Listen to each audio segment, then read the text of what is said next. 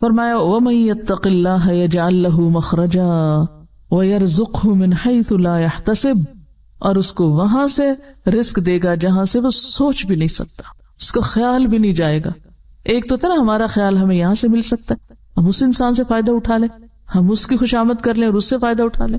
ایک یہ ذہنیت ہوتی ہے، ایک یہ مینٹالٹی ہوتی ہے جو انسانوں پہ بھروسہ کرتی ہے، اور ایک یہ ہوتی ہے کہ بندوں سے کمپلیٹ ٹوٹل استغنا، اصل توحید، پورے کا پورا بھروسہ صرف اللہ پہ. وہاں پھر جب وَمَن يَتَوَکَّلْ عَلَى اللَّهِ، جو اس طرح کا توکل کرتا ہے، فَهُوَ حَسْبُهُ، وہ اس کو کافی ہو جاتا ہے. ان اللہ بالغ امرہ، بے شک اللہ اپنے حکم کو، اپنے معاملے کو پہنچ کے رہے گا، اس کو اپنے فیصلے نافذ کرتے کچھ مشکل نہیں. قد جعل اللہ لکل شیء قدرا، اللہ نے ہر چیز کا ایک اندازہ مقرر کر رکھا ہے، ہر چیز کا ایک وقت، اس وقت تک صبر کرنے کی ضرورت ہوتی. ہم کیا چاہتے ہیں؟ ہم نے تقویٰ کر لیا، ہم نے توکل کر لیا، ہم نے کوشش کر لی، اب جلدی سے کام ہو جانا چاہیے جو ہم سوچ رہے ہیں. انتظار نہیں کرتے، صبر نہیں کرتے. اسی لیے آگے کیا فرمایا؟ وَلَا يُلَقَّاهَا إِلَّا الصَّابِرُونَ، اللہ کے وعدوں پہ یقین کر کے نیک عمل کرتے رہنے والے، اپنی رفتار میں کمی نہ آنے دینے والے، ساری مشکلات اور رکاوٹوں کے باوجود، ایسے لوگ وہی ہو سکتے ہیں جن کے اندر صبر ہو، اور صبر والے ہی پھر کامیاب ہوتے ہیں. اب دیکھیے کہ یہ جو علم ہے، العلم، حقیقت کا علم، یا میں دین کا علم نہیں کہوں گی، کیونکہ جب میں لفظ دین بولتی ہوں نا پھر آپ اپنی نیند میں چلے رہا دین، پتہ ہے ہمیں دین، حقیقت کا علم، سچائی کا علم، دین یہی تو ہے ہمارا، سچائی کی بات، اصل حقیقت. حقیقت کا علم کس کو ملتا ہے؟ اصل بات، اصل خزانہ، اصل دریافت، اصل سمجھ، وہ کس کے حصے میں آتی ہے؟ من یرد اللہ بہ خیرا یفقہہ فی الدین. اصل سمجھ محض چیزوں کے رٹنے سے نہیں آتی. سمجھ کا جو راز ہے وہ اللہ کا خوف ہے، جو اللہ سے ڈرتا ہے. واتقوا اللہ ویعلمکم اللہ، اللہ اس کو سکھا دیتا ہے، تھوڑے علم میں بھی بہت برکت ڈال دیتا ہے اور انسان کو بہت آگے پہنچا دیتا ہے. پھر تو یہ جو علم حقیقت ہے، یہ دنیا کی سب سے قیمتی چیز ہے کہ کسی شخص کو ریالٹی کا پتہ چل جائے، سچائی کا پتہ چل جائے، اصل حقیقتوں کا پتہ چل جائے. کیونکہ انسان ہر وقت دھوکے میں ہے نا، آپ کسی چیز کو کسی طرح دیکھ رہے ہیں وہ ویسی ہے ہی نہیں، جس چیز پہ آپ بھروسہ کر رہے ہیں وہ تو آپ کو سخت نیچے گرانے والی ہے. دیکھیں جب آپ قدم رکھتے ہیں تو کہاں قدم رکھتے ہیں؟ آپ چل رہے ہیں راستے پر، کہاں قدم رکھتے ہیں؟ زمین پہ آپ کب قدم رکھتے ہیں جما کے؟ جب آپ کو پتا ہو یہ آپ کا بوجھ اٹھائے گی، تبھی آپ اس پہ بھروسہ کر کے قدم رکھتے ہیں نا. اور اگر آپ کو پتا ہو کہ یہ تو مجھے نیچے جا دھنسائے گی تو رکھیں گے وہاں پاؤں؟ کبھی نہیں رکھیں گے. تو یہ ہے ظاہری حقیقتوں کا علم. یعلمون ظاہرا من الحیات الدنیا وہم عن الآخرۃ ہم غافلون. اور کچھ لوگ آخرت کا علم رکھتے ہیں، یعنی چیزوں کو دنیا کے پس منظر میں نہیں دیکھتے، وہ آخرت کے پرسپیکٹو میں دیکھتے ہیں، وہاں اس چیز کا کیا فائدہ یا کیا نقصان ہے. وہ ایک بڑے سے بڑے فائدے کو قربان کر دیتے ہیں. کس لیے؟ یہ میری آخرت کے لیے نقصان دہ ہے، مجھے تو نہیں چاہیے یہ. اب دیکھنے والا کہتا ہے ہائے کتنا بے وقوف، اتنا بڑا فائدہ اس کو نقصان کر دیا. وہ کہتا ہے نہیں میں اس کو نہ لے کے فائدے میں ہوں. تو ایک کے پاس ظاہری علم ہے اور ایک کے پاس حقیقی علم. کس کے پاس ظاہری علم ہے؟ جو صرف ظاہری چکا چوند کو دیکھ کے کہہ رہا ہے یہ فائدہ، چلو بھاگو اس کے پیچھے. اور دوسرا کہتا ہے نہیں یہ حقیر فائدہ، یہ تھوڑا سا فائدہ، یہاں زیادہ بڑی انویسٹمنٹ ہے، یہ بڑا فائدہ ہے. وہ دوسری طرف چل پڑتا ہے اور وہاں کوئی چکا چوند نہیں، کوئی ظاہری رونق نہیں، کوئی ورلڈلی گینز نہیں، کوئی مانیٹری گینز نہیں، کوئی فائدہ نہیں. انسان کہتا ہے یہ کتنا احمق ہے، اس کو کیا حاصل ہو رہا ہے، کیا مل رہا ہے، لیکن اس کی نظر میں اس کو بہت کچھ مل رہا ہوتا ہے. اور خاص طور پر جب دین کے لیے قربانی کرنے کا وقت آتا ہے نا، تو صرف وہی کر سکتے ہیں جن کے پاس حقیقت کا علم ہوتا ہے، کیونکہ ان کو پتا ہوتا ہے ان کے ذرے ذرے کا بھی ریوارڈ کتنا بڑا ہے اللہ کے پاس. اور جو صرف دنیا کے پیسوں میں تولتے ہیں ان چیزوں کو، وہ کبھی بھی اصل فائدہ نہیں اٹھا سکتے. بہرحال اب یہ ہے کہ حقیقت کا علم حاصل کرنے کے لیے ایک کوالٹی بے حد ضروری ہے، اور وہ ہے صبر. صبر اور ان لمیٹڈ صبر. کیونکہ اس کے لیے پھر کیا ہے، آپ کو بہت سے پریشرز لینے پڑیں گے، بہت سے دباؤ، بہت سی مخالفتیں، بہت سی چیزیں آپ کو اٹریکٹ کریں گی. اب مثال کے طور پر یہاں آپ بیٹھے ہیں مسکین بن کے پڑھنے، نہ دنیا کی رونق نہ کچھ، سفید کپڑے پہن کے اور ہر چیز سے منہ موڑ کے یہاں بیٹھے. کس چیز نے بٹھایا ہوا آپ کو؟ کیوں رکے میں یہاں؟ چھٹی کیوں نہیں کر جاتے؟ جائیے. جو سرٹیفکیٹ ملے گا اس پہ کوئی نوکری نہیں ملنے والی آپ کو، کوئی اس کی قدر نہیں، ان نمبروں نے آپ کو کہیں نہیں فائدہ دینا، پھر کیا وقت ضائع کیا آپ نے؟ اگر ایک ظاہری نگاہ سے دیکھا جائے، دنیا کی نگاہ سے دیکھا جائے، کیا پایا آپ نے ان 2 مہینوں میں؟ اتنا وقت لگا دیا، ظاہری نگاہوں سے تو کچھ بھی نہیں پایا. اگر آپ اس کو تولیں کہیں تو اس کا کوئی ایک من وزن نہیں نکلے گا. کتنا مال آپ کا لگ گیا، وقت لگ گیا، آپ کی راحت، آرام، سکون، کھانا پینا، گھر بار، رشتے دار، پتہ نہیں کتنی پریشر آئے آپ پر، کتنی چیزوں نے ہلانا چاہا آپ کو، لیکن آپ اگر جمے رہے تو کس کے ساتھ؟ صبر کے ساتھ. تو یہ صبر ہے جو انسان کو حقیقت کا علم دیتا ہے، اور تب انسان ساری قربانیاں کر کے جمع رہتا ہے اور اس کے پائے استقامت میں لغزش نہیں آتی، کیونکہ اس کو معلوم ہے کہ وہ جو کچھ حاصل کر رہا ہے وہ خیر مما یجمعون، ان سب چیزوں سے اعلیٰ و افضل ہے جو لوگ باہر سمیٹ رہے ہیں اور اکٹھا کر رہے ہیں. تو حقیقت کا علم اس کو ملتا ہے جو ظاہری چیزوں کی چکا چوند سے متاثر ہوئے بغیر اپنا کام کر سکے، جو ڈسٹریکٹ کرنے والی چیزوں سے ڈسٹریکٹ ہوئے بغیر کام کر سکے، جو رکاوٹوں کے باوجود چل سکے، جو نقصان گوارا کرتے ہوئے ایک اصل چیز کو پانے کے لیے کوشش کرے. اب دیکھیں جو کان کن ہوتے ہیں نا، آپ کو پتہ ہے کہ بعض اوقات ان کی لائف رسک پہ ہوتی ہے. ڈائیورس سمندر کے اندر جا کے لائف رسک پہ ہوتی ہے، اڑنے والے بہت سے رسک پہ، ماؤنٹینئرس رسک پہ. کیا چیز ان کو خطروں میں ڈالتی ہے؟ وہ بزدل نہیں ہوتے. بزدل لوگ نہ ڈائیور ہو سکتے اور نہ ہی کوئی اور اس طرح کے کام کر سکتے. کیا چیز ان سے یہ سب کچھ کرواتی؟ وہ کہاں سے بہادری، وہ کہاں سے جرأت آتی؟ اس کے پیچھے مقصد ہے نا، اسی کے لیے ڈیووشن ہے اور ڈٹرمینیشن ہے. جب تک ہم دنیا میں الجھے رہے نا، دنیا ہماری نگاہ میں رہی، ہم حقیقت کے علم تک پہنچ بھی نہیں سکتے، اس کا قطرہ بھی نہیں پا سکتے جب تک اس سے نہیں اٹھتے. کیونکہ پھر آپ کی پرائرٹیز کچھ اور ہوں گی نا. آپ کو کچھ لوگوں کو خوش کرنا ہے، کچھ ان سے مفادات حاصل کرنے ہیں، کچھ ان کی نظروں میں کچھ بننا ہے، تو آپ تو کچھ اور کام کرتے رہیں گے. تو کرتے رہیے، حقیقت تک نہیں پہنچ سکتے. وہ علم جو آپ کو آخرت کے فائدوں تک پہنچا دے. وہ ایک دعا آپ کو یاد کرائی جاتی، اللہم اقسم لنا من خشیتک ما تحول به بیننا وبین معصیتک. یہ کب آتی ہے وہ خشیت کہ جو انسان کے گناہوں کے لیے روک بن جائے؟ نہیں، یہ غلط کام میں کر ہی نہیں سکتی، چاہے مجھے کتنا مرضی فائدہ ہو، میں یہ جرم نہیں کر سکتی. یہ معرفت الہی سے آتی نا، حقیقی علم سے آتی. ورنہ تو جہاں 4 پیسے دیکھے، تھوڑا سا فائدہ دیکھا، انسان سب کچھ پیچھے چھوڑ کے بھاگ نکلا اس کے پیچھے. فانسلخ منہا فاتبعہ الشیطان فکان من الغاوین. وہ جو کتے کی طرح دنیا کی طرف لپک گیا شخص. ومن طاعتک ما تبلغنا به جنتک. یہ ہے نا حقیقت کا علم.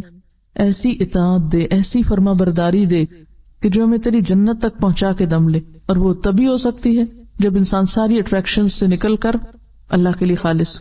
ومن الیقین ما تهون به علینا مصائب الدنیا. ہمیں ایسا یقین دے. دیکھیں کہ یقین کی دولت ہوتی تو صبر آتا ہے. جب آپ کو اپنی کامیابی کا یقین ہے نا کہ جو راستہ میں نے اختیار کیا یہ درست ہے، یہ سچ ہے، حقیقت یہی ہے، تو پھر کیا ہوتا ہے؟ پھر انسان کے لیے بڑے بڑے مسئلے کچھ مسئلہ نہیں رہتے، کوئی مشکلات نہیں رہتی، بڑی بڑی تکلیفیں تکلیف ہی نہیں رہتی. ومن الیقین ما تهون به علینا مصائب الدنیا اللہم متعنا باسماعنا. اللہ ہمیں ہمارے کانوں سے فائدہ پہنچا، یعنی ہمیں ایسا سننے والا بنا کہ کوئی صحیح بات سنے جو ہمارے دل پہ جائے اور ہمارا عمل بدلے. اللہم متعنا باسماعنا وابصارنا وقواتنا ما احییتنا. اور ہماری ساری قوتیں، جتنے بھی ہمارے پاس صلاحیتیں ہیں، انرجیز، جو بھی پوٹینشیل ہے ہمارے اندر، یا رب اس کو ہم اس طرح استعمال کریں کہ جس کے ذریعے ہمیں تیری رضا مل جائے. متعنا، ہمیں فائدہ دے، ہمیں متاع دے. کس کے ذریعے؟ ہماری ساری قوتوں کے ذریعے. ہم اپنی ساری قوتوں کے ذریعے صرف دنیا کی ظاہری فائدے حاصل کرنے میں آگے ہیں. وجعلہ الوارث منا، ایسے کام کر جائیں کہ صرف ابھی نہیں بعد میں بھی صدقہ جاریہ بن جائیں یہ سارے کام. وجعل ثأرنا علی من ظلمنا، اور اس سے تو ہمارا بدلہ لے لے جس نے ہم پہ ظلم کیا. یعنی ہمیں تو ظالموں سے بدلہ لینے کا بھی وقت نہیں، کیونکہ ہم اس میں بھی الجھنا نہیں چاہتے. ہم یعنی اتنا فوکس رکھنا چاہتے ہیں اپنے آپ کو کہ ظالموں کا معاملہ بھی تجھ پہ ڈالتے ہیں. وانصرنا علی من عادانا، اور جو ہم سے عداوت رکھتا ہے اس کے مقابلے میں تو ہماری مدد فرما. ولا تجعل مصیبتنا فی دیننا، اور ہمارے دین میں مصیبت نہ ڈال. یعنی دین کا رستہ نہ ہم سے چھٹے. وَلَا تَجْعَلِ الدُّنْيَا أَكْبَرَ هَمِّنَا، اور دنیا کو ہماری سب سے بڑی فکر کی چیز نہ بنا، کیونکہ یہ سب سے بڑی بلا ہے، مصیبت ہے جو انسان کو آخرت سے غافل کرتی ہے اور کم درجے کے کام کرنے پہ لے آتی ہے. وَلَا تَجْعَلِ الدُّنْيَا أَكْبَرَ هَمِّنَا وَلَا مَبْلَغَ عِلْمِنَا، اور نہ اسے ہمارا منتہا علم بنا، یعنی ہمارے علم کا سورس دنیا نہ ہو، کیونکہ حقیقت پر مبنی نہیں ہے وہ علم جس کے پیچھے اغراض صرف دنیا کا وقتی فائدہ ہے. وَلَا تُسَلِّطْ عَلَيْنَا مَن لَا يَرْحَمُنَا، اور ہم پر وہ شخص مسلط نہ کر جو ہم پہ رحم نہ کرے. تو بہرحال جب تک آپ وقتی کشش کی چیزوں سے دستبردار نہیں ہوتے، لکھ لیجئے یہ جملہ، جب تک وقتی کشش کیا ہوتی ہے؟ کبھی ایک چیز اپنی طرف کھینچتی، کبھی دوسری، کبھی تیسری، اور اس میں صرف مال و دولت نہیں، ہر طرح کی چیزیں ہیں. وقتی کشش کی چیزیں کیا کیا ہیں اس میں؟ اولاد، مال، دوست، اور ہر محبوب چیز، ہر وہ چیز جس سے ہمیں محبت ہے. ہم کام کرنے لگتے ہیں، وہ کیا کرتی؟ ہمیں اپنی طرف کھینچ لیتی. اچھا، اب ہمارا دل ہے اس میں، لہذا ہم بھی بغیر کسی تعامل کے کام چھوڑتے ہیں اور ڈوب پڑتے ہیں، ادھر پھسل جاتے ہیں، ادھر گر پڑتے ہیں. کیا ایسا ہی نہیں ہوتا؟ ہم جو بہت سے کام نہیں کر پاتے، کیوں نہیں کر پاتے؟ کبھی اس کی محبت پاؤں پکڑے ہوئے یا کبھی اس کی محبت پاؤں پکڑے ہوئے، کبھی انسانوں کی محبت، کبھی دولت کی، کبھی کسی اور چیز کی. لہٰذا جو ہم زندگی میں منصوبے بناتے ہیں، ارادے کرتے ہیں، ان کو کبھی پورا نہیں کر سکتے، کیونکہ ایسے لوگ کر سکتے ہی نہیں. حقیقت کا علم پانے کے لیے، آخرت کمانے کے لیے، آخرت تک جانے کے لیے جب تک وقتی اور ظاہری کشش کی چیزوں سے اوپر نہیں اٹھیں گے، منزل نہیں پا سکیں گے. کیونکہ چھوٹی چھوٹی چیزیں ہم اپنی طرف ایسے کھینچ لیتی ہیں، ہاں اس میں بڑا فائدہ ہے، چلو یہ کام کر لیتے، اس سے یہ مل جائے گا، چلو ادھر چل پڑتے، اس سے یہ حاصل ہو جائے گا، ادھر چلتے ہیں. یعنی ہر تھوڑی دیر کے بعد اپنے جو موٹیوز ہیں یا اپنے جو ٹارگٹس ہیں یا جو اپنے مقاصد ہیں ان کو بھول جانا، اور کبھی ایک چیز پہ گر پڑنا اور کبھی دوسرے پہ گر پڑنا. دنیا کی رونقوں، دنیا کی مشکلات سے ڈسٹریکٹ ہونا انسان کو منزل سے دور کر دیتا ہے اور حقیقت سے بھی دور کر دیتا ہے. اب دیکھیے کہ دنیا کے اٹریکشن سے اوپر اٹھنا صبر کا مشکل ترین مرحلہ ہے، مشکل ترین صبر ہے. رونقوں کو چھوڑ کر بے رونق چیزوں کو اختیار کرنا، شہرت کو چھوڑ کر گمنامی اختیار کرنا، وقتی فائدوں کو چھوڑ کر بڑے فائدے پر نظر رکھنا، ظاہری نظر آنے والی چیزوں سے پیچھے جا کر اصل کو دیکھ لینا، اس دنیا میں رہتے ہوئے جنت کی خوشبو پا لینا، یہ کون کر سکتا ہے؟ صرف وہی جو انتہائی صبر کرنے والا ہو، سخت صبر کرنے والا. اور جو ایسا صبر نہ کرے اس کا علم اور حکمت میں کوئی حصہ نہیں ہے، علم اور حکمت میں کوئی حصہ نہیں ہے، اس کو خدا کی معرفت گویا ملی ہی نہیں ہے، چاہے وہ بڑی بڑی تفسیریں بھی لکھ ڈالے، وہ علم و حکمت نہیں پا سکتا. ٹھیک ہے، جو شخص ظاہری رونقوں سے اوپر نہ اٹھ سکے، ظاہری چمک دمک سے آگے نہ جا سکے، وہ علم و حکمت نہیں پا سکتا، وہ عمل صالح نہیں کر سکتا. یہ صرف صبر والوں کا کام ہے. اب آپ اگر اس وقت ساتھ ساتھ محدثین کی تاریخ پڑھ رہے ہوتے نا، کچھ کام کرنے والوں کے پیچھے کے حالات اور واقعات پڑھے، تو پھر آپ کو یہ باتیں عمل سے سمجھ میں آتی. صحابہ کرام کے اندر اگر ایک جوہر ہے تو وہ یہی کہ انہوں نے ظاہری رونقوں کے پیچھے اپنا منزل اور اپنا مقام رکھا. دنیا تو جانی والی چیز تھی، چلی گئی ان سے، لیکن وہ جو بلند منزلیں ان کو وہاں ملی، اور سب سے بڑا سرٹیفکیٹ رضی اللہ عنہم ورضوا عنہ، اصل لے کر چلے گئے. اور یہ عام لوگوں کے بس کی بات نہیں. دنیا سے چپکے ہوئے نا، اب جو زمین سے چپک جائے وہ اڑ سکتا؟ زمین سے چپکا ہوا اڑ نہیں سکتا. تو جو شخص دنیا سے چپکا ہوا ہو اسے علم و حکمت ملے گی، اس کو نہیں مل سکتی، اسے سمجھ بھی نہیں آ سکتی یہ باتیں، وہ پھر دو چاری کے چکر میں ہوگا. اب کیا ہوا؟ فخسفنا به وبداره الارض، اس کو اور اس کے گھر کو زمین میں دھسا دیا. فما كان له من فئة ينصرونه من دون الله، تو اس کا اللہ کے سوا کوئی بھی ایسا مددگار نہ تھا جو اس کے کام آتا. وما كان من المنتصرین، اور اس کی مدد ہونی بھی نہیں تھی. اصل بات یہ کہ دنیا کا رزق جو ہے نا انسان کے لیے امتحان ہے. یہ اللہ کا فیصلہ ہے، جس کو چاہے زیادہ دے، جس کو چاہے کم دے. تو ہونا کیا چاہیے؟ کم ملے تو صبر کریں، زیادہ ملے شکر کریں، اسی راستے سے کامیابی ہو سکتی ہے. اور اگر زیادہ ملے اور فخر کریں اور کم ملے تو شکوے کریں تو پھر یہ انتہا درجے کی حماقت. اب کیا ہوا؟ وَأَصْبَحَ الَّذِينَ تَمَنَّوْا مَكَانَهُ بِالْأَمْسِ، تو وہ لوگ جو کل تک اس کے مقام کی تمنا کر رہے تھے، کاش ہمیں بھی وہ ملتا جو قارون کو ملا. یقولون، اب ان کو سمجھ آ گئی، کہنے لگے وَيْكَأَنَّ اللَّهَ يَبْسُطُ الرِّزْقَ لِمَن يَشَاءُ مِنْ عِبَادِهِ وَيَقْدِرُ. کہ اصل بات یہ ہے جو ہم بھول گئے تھے کہ اللہ اپنے بندوں میں سے جس کا رزق چاہتا ہے کشادہ کرتا ہے اور جسے چاہتا ہے نپا تلا دیتا ہے. یعنی اگر ہمارے کسی بہن بھائی کو یا رشتے دار کو یا آس پاس کے لوگوں کو ہم سے کہیں زیادہ مل گیا تو کیا ہوا؟ یہ اللہ کا فیصلہ ہے. آپ بھی خوش ہوں اس پر کہ اللہ نے اس کے حق میں نعمت رکھی، نہ کہ حسد اور اپنے آپ کو دیکھ کر پھر رونا دھونا. کیا حکم دیا گیا ہے کہ دنیا کے معاملے میں کس کو دیکھو؟ چھوٹے کو دیکھو، شکر پیدا ہوگا، اور دین کے معاملے میں اپنے اوپر والوں کو دیکھو تو عمل کی قوت آئے گی. وَأَصْبَحَ الَّذِينَ تَمَنَّوْا مَكَانَهُ بِالْأَمْسِ يَقُولُونَ وَيْكَأَنَّ اللَّهَ يَبْسُطُ الرِّزْقَ لِمَن يَشَاءُ مِنْ عِبَادِهِ وَيَقْدِرُ لَوْلَا أَمَّنَّ اللَّهُ عَلَيْنَا لَخَسَفَ بِنَا. اگر اللہ ہم پر احسان نہ کرتا تو ہمیں بھی دھنسا دیتا، کیونکہ ہم بھی تو وہی بننا چاہ رہے تھے. یہ تو اللہ کا احسان ہے کہ اس نے ہمیں بچا لیا. وَيَكَأَنَّهُ لَا يُفْلِحُ الْكَافِرُونَ. اب سمجھ آ گئی کہ افسوس ہمیں یاد نہ رہا کہ کافر فلاح نہیں پاتے. تلک الدار الآخرہ، یہ آخرت کا گھر، نجعلها للذین، یہ تو ہم نے ان لوگوں کے لیے بنایا ہے، لا یریدون علوا فی الارض، جو زمین میں بڑا نہیں بن کے رہنا چاہتے، جو زمین میں علو نہیں چاہتے. ہم میں سے ہر ایک اپنے آپ کو پرکھ کے دیکھے کہ ہم کیا چاہتے ہیں. کہیں ایسا تو نہیں کہ یہ جذبہ کہیں ہمارے اندر دور کنارے چھپا ہوا ہو جس کو ہم خود بھی ڈسکور نہ کر پائے ہوں، اور یہی خدا نخواستہ رکاوٹ نہ بن جائے آخرت کی کامیابی کے راستے میں. تلک الدار الآخرہ، یہ آخرت کا گھر، نجعلها للذین، ہم ان لوگوں کے لیے اس کو بناتے ہیں، لا یریدون علوا فی الارض ولا فسادا، جو دو باتوں سے پرہیز کرتے ہیں، ایک بڑا بننے کی خواہش نہیں ہوتی ان میں، اور دوسرا فساد نہیں کرتے. تو جنت کی آبادی یا جنت میں بسنے والے لوگوں کے اندر دو بنیادی کوالٹیز کا ہونا ضروری ہے، جن کے سینے ذاتی بڑائی کے احساس سے خالی ہوں کہ میں بڑی چیز ہوں.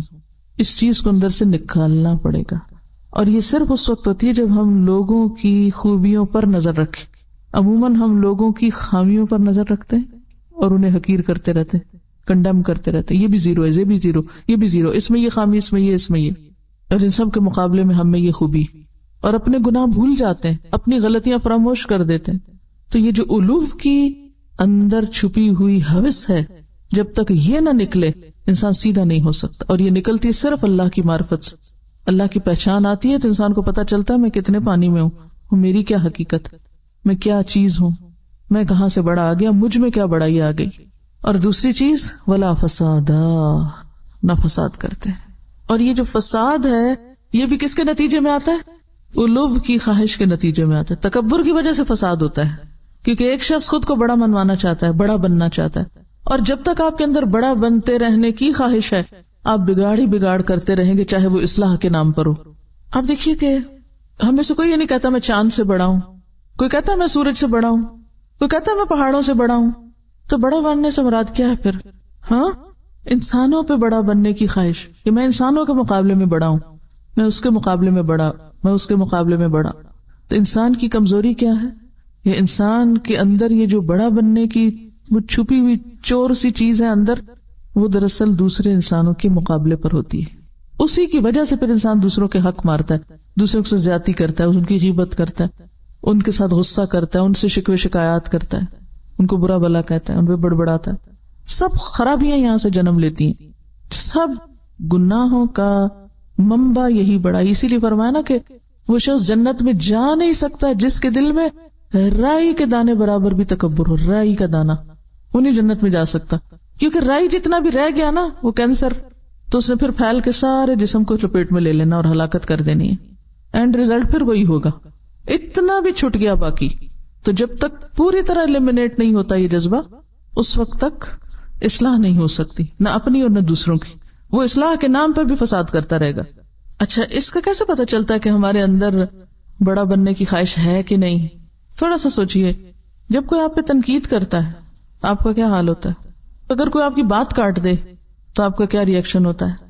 اگر کوئی آپ کو اہمیت نہ دے، بعض اوقات ایسا ہوتا ہے ہم دوسروں کی نگاہ میں اہمیت چاہتے ہیں ہمیں مانا جائے. کسی نے نہیں مانا آپ کو تو کیا ری ایکشن ہوتا ہے؟ کہاں کھڑے ہوتے ہیں پھر آپ کا اخلاق کہاں ہوتا ہے؟ تو اس جذبے کا پتہ آپ سب کو لگانا یہ آپ کا ہوم ورک ہے. اور ہوم ورک سے مراد آج سے کل کے دن تک نہیں ہے، یہ آئندہ زندگی کا ہوم ورک ہے. یہ آپ کی اسائنمنٹ ہے فار ایور، مرتے دم تک، کہ آپ نے اپنے اندر کے چھپے ہوئے اس چور کا پتہ لگانا کہ یہ کہاں ہے. اور یہ پتہ کہاں چلے گا؟ جب آپ لوگوں کے بیچ میں ہوں گے، معاملہ کر رہے ہوں گے. جب آپ پہ تنقید ہوگی تو آپ کیا کر رہے ہیں، جب آپ کی مخالفت ہوگی تو آپ کیا کر رہے ہیں، جب آپ کو نظر انداز کیا جائے، نظر انداز، تو آپ کیا کریں گے، جب آپ کو پیچھے کر دیا جائے تو آپ کیا کریں گے، جب آپ کو اہمیت نہ دی جائے، جب آپ کو پوچھا نہ جائے تو پھر آپ کیا کریں گے. پھر پتہ چلے گا کہ اندر بڑا بننے کی خواہش ہے یا نہیں. کسی کی زبان یا قلم یا انداز یا رویہ یا روش، کسی بھی چیز سے جب احساس برتری کو ٹھیس پہنچے، تو پھر آپ سمجھ لیجئے کہ یہاں معاملہ کچھ گڑبڑ ہے. دیکھیے، جب تک بندوں سے بے نیاز نہیں ہوتے نا، ان کی محبتوں سے، ان کی نفرتوں سے، ان کی تعریفوں سے، ان کی تنقیدوں سے، ان کے شکریہ سے، ان کی جزا سے، ان کے بدلے سے، ان کی طرف سے ملنے والے فائدوں سے جب تک بے نیاز نہیں ہوتے اور جب تک ایک اللہ کو نہیں پکڑتے ہر چیز میں، تو آپ اس مشکل سے نہیں نکل سکتے. کوئی کچھ کہہ دے تو انسان کو سوچنا چاہیے کہ پتہ نہیں میں تو اور بھی کتنا خراب ہوں، چلو شکر ہے اس نے اتنی بھی میری طرف توجہ دلائی، فوراً استغفار کرے. اچھا، عام طور پہ ہم کیا کرتے؟ فوراً جواز تلاش کرنے لگتے، فوراً جواب ڈھونڈنے لگتے، فوراً صفائی پیش کرنا شروع کر دیتے. بہت سے لوگوں کی اگر عام گفتگو کا جائزہ لیا جائے تو وہ صرف اپنے اعمال کی صفائی پیش کر رہے ہوتے ہیں، صرف عذر کر رہے ہوتے ہیں، صرف وجوہات بتا رہے ہوتے ہیں، یہ میں نے اس لیے نہیں کیا، یہ میں نے اس لیے نہیں کیا، یہ میرا یہ مقصد نہیں تھا، یہ میرا وہ وجہ نہیں تھی. یہ کیا چیز ہے؟ یہ کس قسم کی گفتگو ہے؟ کچھ اور ہے نا پیچھے جو آپ اپنی صفائی اور اپنی بڑائی بیان کیے چلے جا رہے ہیں. کوئی خاموش ہو جائے. اگر آپ سچے ہیں اللہ آپ کو سچا کر دے گا. آپ کو وہ واقعہ یاد ہوگا کہ غزوہ خیبر کے موقع پر جب آپ صلی اللہ علیہ وسلم نے غنائم تقسیم کیے تو ایک صحابی موجود نہیں تھے. آپ نے ان کا حصہ رکھ دیا. جب وہ آئے تو آپ نے ان کا حصہ ان کو دیا. رو پڑے، کہنے لگے اللہ کے رسول صلی اللہ علیہ وسلم، میں اس لیے تو یہاں نہیں آیا تھا، میں یہ لینے تو نہیں آیا تھا، میں اللہ کی راہ میں جہاد کرنے آیا ہوں، میں اس چیز کے لیے نہیں آیا تھا، میں تو شہادت کے لیے آیا تھا.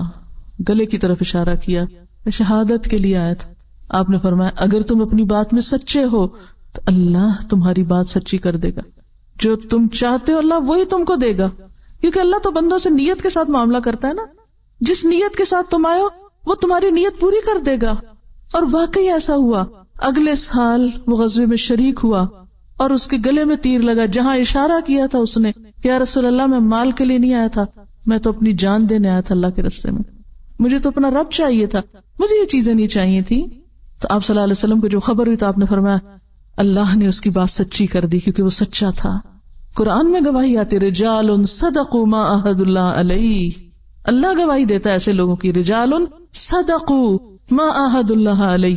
اللہ سے جو وعدے انہوں نے کیے تو سچے کر دکھائے، ان کی نیتیں سچی تھیں. اللہ نے ان کو وہی دیا. جو جس چیز کو چاہتا ہے نا اللہ اس کو وہی دے دیتا ہے. جو بندوں کی توجہ چاہتا ہے، جو بندوں سے تعریف چاہتا ہے، جو بندوں سے صلہ اور بدلہ چاہتا ہے، جو بندوں سے جزا چاہتا ہے، اللہ اس کو اتنی وہی دے دیتا ہے. یہ حقیر چاہیے لے جاؤ اور راضی رہو اسی پر، اور وہ بڑا نہیں ہے تمہارے لیے، اس سے آگے نہیں ہے. تو ہم سب کو سب سے پہلے تو اپنے ساتھ سچا ہونے کی ضرورت ہے، اپنے آپ کو خود دیکھنے کی ضرورت ہے، پھر اللہ کے ساتھ سچا ہونے کی ضرورت ہے. یاد رکھیے جب اللہ کے ساتھ سچا ہونے کی بات ہوگی اللہ ضرور امتحان میں ڈالے گا، ضرور ڈالے گا. یہ ہو نہیں سکتا کہ کوئی امتحان میں ڈالے بغیر اس کی سچائی باہر آئے، کیونکہ کھرا کھوٹا کیسے پگھلتا ہے، کیسے نکلتا ہے، کھرا کھوٹا کیسے سامنے آتا ہے، کیسے الگ ہوتا ہے. بھٹی پہ تپایا جائے تو پھر پتا چلتا ہے نا کون کھرا اور کون کھوٹا ہے. آزمائش کے بغیر تو کسی کا بھی درجہ اوپر نہیں ہوتا.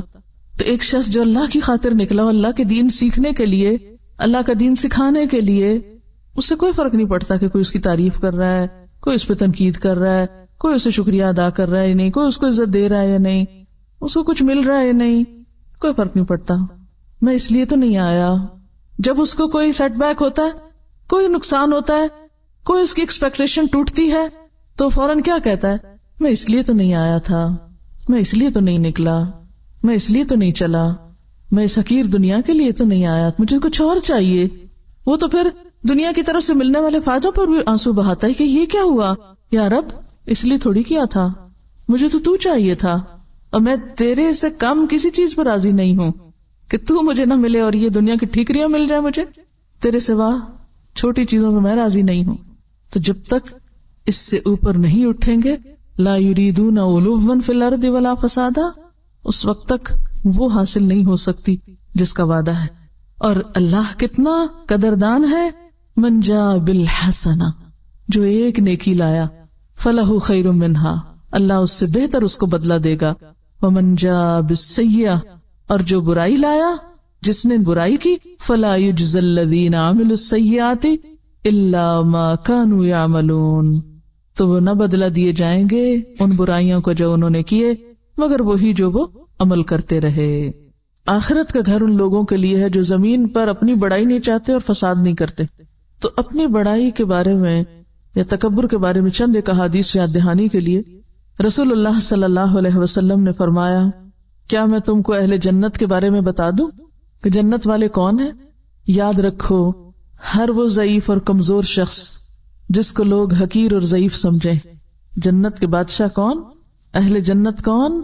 جسے لوگ کمزور اور ضعیف سمجھے، ناکارہ سمجھے. اگر وہ اللہ کی قسم کھا لے، اللہ اس کی قسم کو سچا کر دے، یعنی دنیا میں وہ بہت امپریسو نہیں ہے لیکن اللہ کے بڑے پیارے ہیں. یہاں اسے مراد وہ ضعیف نہیں جو نکمے ہیں، یا وہ لوگ جو بظاہر دنیاوی سٹیٹس نہیں رکھتے مگر ویسے اپنے ایمان تقوی میں آگے ہیں. اور کہا میں تم کو ان لوگوں کے بارے میں بتا دوں جو دوزخ والے ہیں، ہر وہ شخص جو جھوٹی اور لغو بات پر سخت جھگڑا کرے، یعنی بے بنیاد باتوں پر جھگڑا چھیڑے، درست مزاج، مال جمع کرنے والا اور متکبر ہو. رسول اللہ صلی اللہ علیہ وسلم نے فرمایا، جس شخص کے دل میں رائی کے برابر بھی تکبر ہوگا وہ جنت میں نہ جائے گا. ایک شخص نے عرض کیا، ہر کوئی اس بات کو پسند کرتا ہے کہ اس کا لباس اچھا ہو، اس کا جوتا اچھا ہو. آپ نے فرمایا، اللہ تعالیٰ جمیل ہے اور جمال پسند کرتا ہے. تکبر کہتے ہیں بطر الحق و غمط الناس، حق کا انکار اور لوگوں کو حقیر سمجھنا. تو یاد رکھیے، لوگوں میں سارے لوگ آتے ہیں، چاہے مسلم ہو یا نان مسلم ہو یا کوئی بھی. ہمیں اگر اپنے مسلمان ہونے پہ فخر ہے تو دوسروں تک اگر ہم نے پیغام ابھی تک نہیں پہنچایا اور وہ اسلام سے لابلد ہیں تو ان کو حقیر سمجھنے کا آپ کو حق کس نے دیا ہے؟ آپ کو کیا خبر کہ ان کی لا علمی اور ان کے حالات کی وجہ سے اللہ تعالیٰ ان کو تو چھوڑ دے اور پکڑ لے آپ جیسے فخر کرنے والوں کو جو صرف دین کو اپنی ہی جائیداد بنا کے بیٹھ گئے اور اپنا ہی ورثہ سمجھ لیا. حالانکہ یہ دین تو کس کے لیے تھا؟ پوری دنیا کے لیے تھا، سارے انسانوں کے لیے تھا. قصور بھی ہمارا کہ پہنچایا نہیں. پھر جو خود کے پاس ہے اس پہ فخر اور دوسروں کے پاس نہیں تو ان کو حقیر سمجھا جا رہا ہے. کوئی حق نہیں ہمیں کسی کو حقیر سمجھنے کا اور کوئی حق نہیں ہمیں فخر کرنے کا. اللہ ہی بہتر جانتا ہے کہ کون کہاں ہے. حضرت ابو ہریرہ کہتے ہیں کہ رسول اللہ صلی اللہ علیہ وسلم نے فرمایا، 3 شخص ایسے ہیں جن سے اللہ تعالیٰ قیامت کے دن بات بھی نہ کریں گے، نہ ان کو گناہوں سے پاک کریں گے. ایک تو بوڑھا زانی، دوسرے جھوٹا بادشاہ، تیسرے مفلس تکبر کرنے والا، یعنی غریب بھی اور متکبر بھی ہے بھی کچھ نہیں پاس، کوئی دے تو اس پہ اکڑ بھی. رسول اللہ صلی اللہ علیہ وسلم نے فرمایا، اللہ تعالیٰ فرماتے ہیں، بزرگی میری چادر ہے، عظمت میرا تہبند، پس جو شخص ان دونوں میں سے کسی ایک کو مجھ سے چھینے میں اس کو دوزخ کی آگ میں ڈالوں گا. یعنی کسی کو بڑا بننے کا حق نہیں. لا یریدون علوا فی الارض ولا فسادا. رسول اللہ صلی اللہ علیہ وسلم نے فرمایا، ایک شخص ہے جو ہمیشہ اپنے آپ کو بزرگ و برتر سمجھتا ہے. سنیے اس بات کو غور سے. ایک شخص ہے جو ہمیشہ اپنے آپ کو بڑی چیز سمجھتا ہے کہ میں بڑا ہوں، میں ان سب سے بڑا اچھا ہوں، اور لوگوں سے دور رہتا ہے، الگ تھلگ اپنی الگ دنیا بنائی ہوئی ہے. یعنی گھل مل کے نہیں رہتا. کیوں نہیں گھل مل کے رہتا؟ اس کو ہر ایک میں کوئی نہ کوئی نقص نظر آتا ہے، یہ ایسا خراب، یہ ویسا خراب، یہ ویسا خراب. تبھی تو نہ وہ کسی سے محبت کر سکتا، نہ لوگ اس سے محبت کرتے ہیں. جو محبت دینا نہیں جانتا وہ لینے کے بھی قابل نہیں ہوتا. یہاں تک کہ اس کا نام متکبروں اور سرکشوں میں لکھ دیا جاتا ہے. یعنی ایسا شخص اللہ کو پسند نہیں. پھر جو مصیبت دنیا اور آخرت میں سرکشوں پہ پڑتی ہے وہی اس کو پہنچتی ہے، اس کا بھی پر انجام انہی کے ساتھ ہوتا ہے. کبھی اپنے آپ کو دوسروں سے بہتر نہ سمجھے. کہیں کمپیریزن ہونے لگے اندر نفس میں، فوراً سوچے پتہ نہیں اس کے اندر کون سی خوبی ہے جو ظاہر نہیں مجھ پہ، کیونکہ میں تو جاہل ہوں نا. پتہ نہیں اس کے اندر کون سی ایسی بھلائی ہے، پتہ نہیں اس کی نیت کتنی خالص ہوگی، پتہ نہیں اس کے اندر کون سی اچھائی ہوگی. کل قیامت کے دن جن کو آج ہم حقیر سمجھے بیٹھے ہیں، وہ اگر وہ اونچے چلے گئے اور ہم نیچے کہیں بیٹھے ہوئے تو کیا ہوگا؟ کیونکہ ساری خرابیاں، جتنی اخلاقی خرابیاں، سب شروع یہیں سے ہوتی ہیں، اپنے آپ کو اچھا سمجھنے سے. سب کی ابتدا یہیں سے ہوتی.